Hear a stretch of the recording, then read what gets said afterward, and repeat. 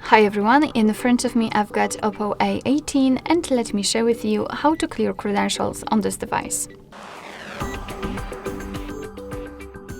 So let's start with opening the settings, and here let's scroll to find password and security.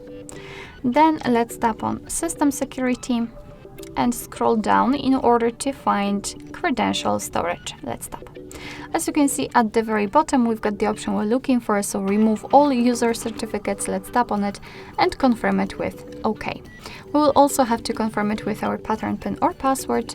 And not only we've got this information, but also this option is totally inactive, which simply means that we just successfully removed the certificates.